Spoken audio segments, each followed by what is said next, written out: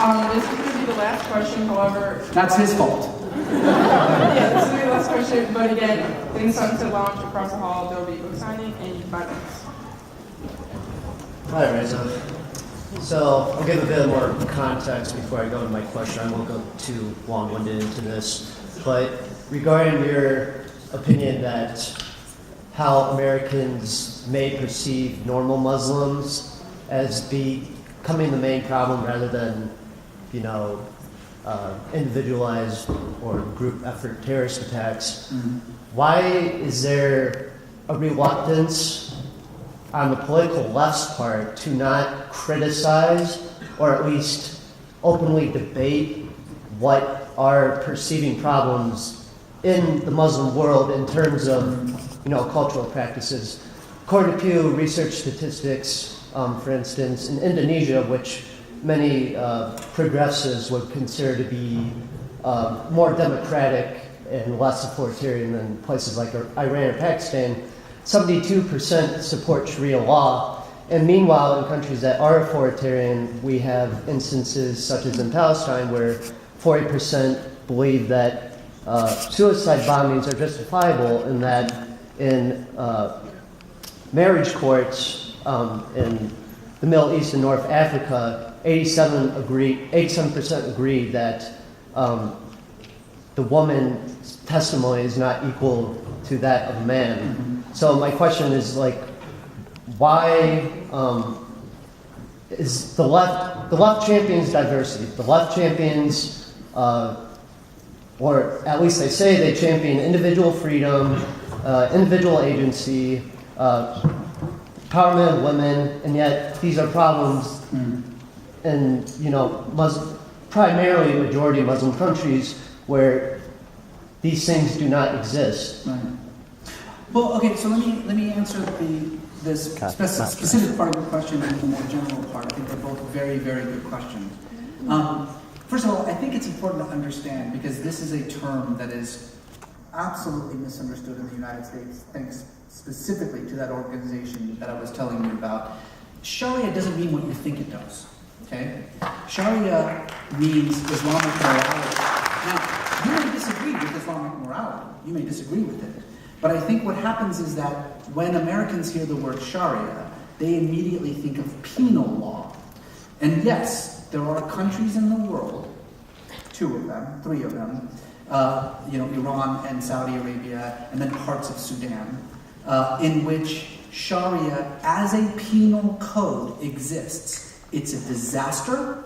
This is a draconian, idea. It may have worked in the 7th century, but it's absurd to think that Sharia as a penal code could actually function in the 21st century. It's ridiculous, which is why there are only 3 countries in the world that actually have it as part of their penal code.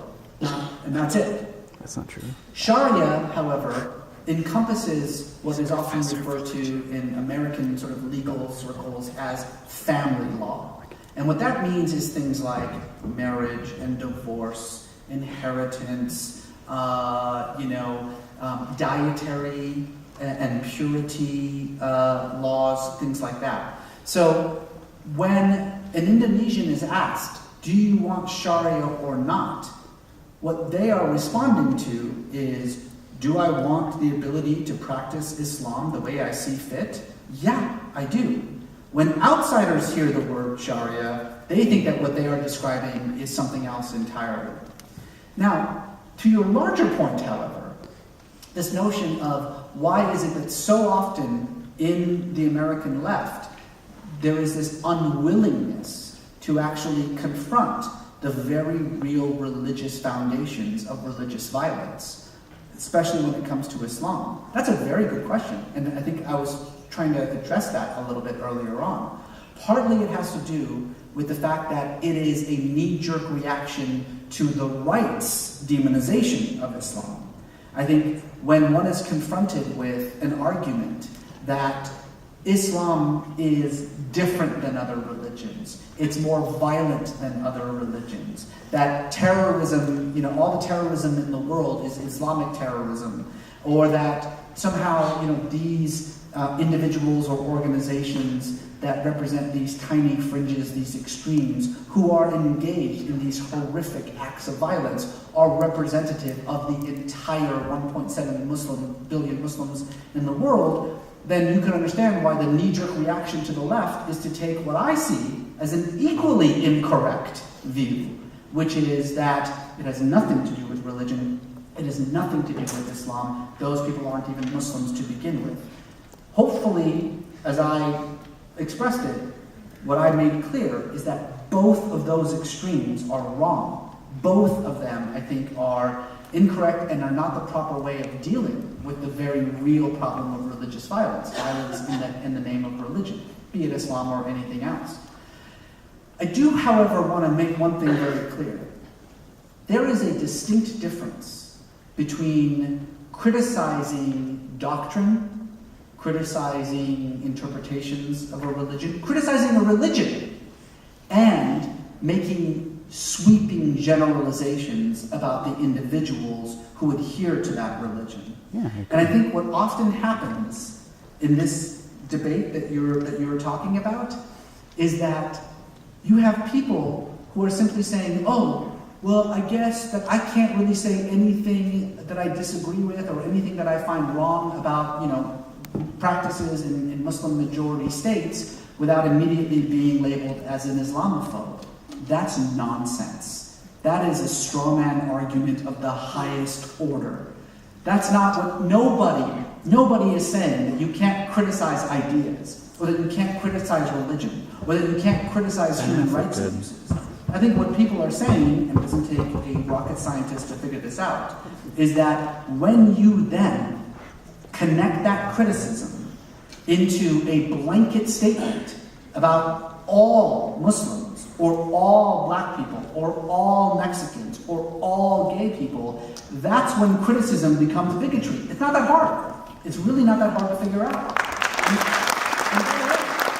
That happens as much on the left as it does on the right.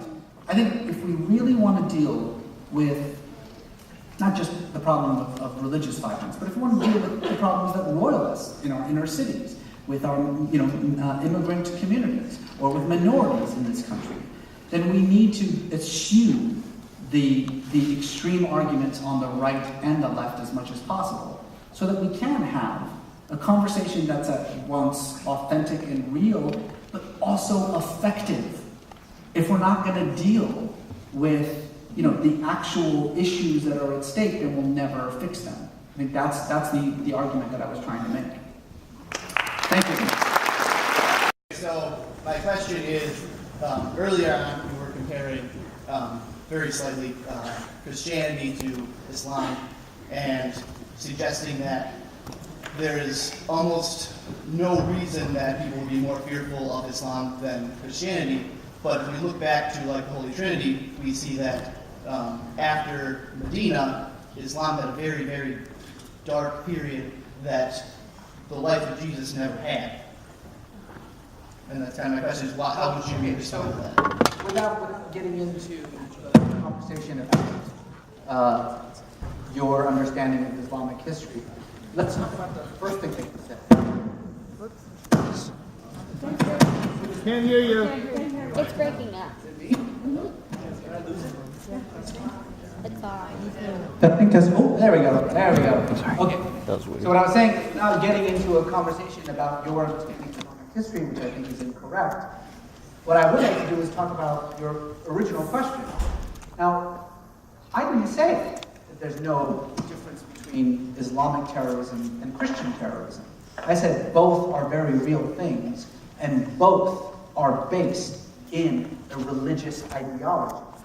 What I said was, the difference is that in a country like ours, in which we are surrounded by Christians, 71% Christians, it becomes very easy to differentiate between extreme interpretations of Christianity, which so often lead to violence, and normative mainstream versions of Christianity, which don't. Because we all know Christians. We all know about Christianity. We're surrounded by them. We can make that differentiation. But when we are not surrounded by Muslims, it becomes very easy then to just simply assume. How about I just stand here? Hello? Hello? Testing? Yeah? Testing? Okay, good. It becomes very easy to just simply assume that the extreme is the normative. Right? Do you understand what I mean by that? Yeah. Because we don't have the ability to compare it to what is normative mainstream behavior. And so the idea that many people in this room probably have when confronted with these acts of violence in the name of Islam is to assume that that's the mainstream, that that's the normative expression. And then the way you make sense of it for yourself is to involve yourself in these erroneous readings of either the Quran or of Islamic history. Let's be clear about something right from the start, okay? The Quran has verses that advocate for peace and verses that advocate for violence, just like every scripture does. The same Torah that says, do unto others as you would have them do unto you, also says, kill every man, woman, and child that does not worship Yahweh. The same Jesus, who said, turn the other cheek, and to he who doesn't have a cloak, give him yours, also said, I have not come to bring peace but the sword. And that if you do not have a sword, sell your cloak and buy one. The same Quran that says, if you kill one individual, it is as though you have killed all of humanity, also says, slay the idolater wherever you find him. That's the thing about Scripture, is that it's got a little something for everyone.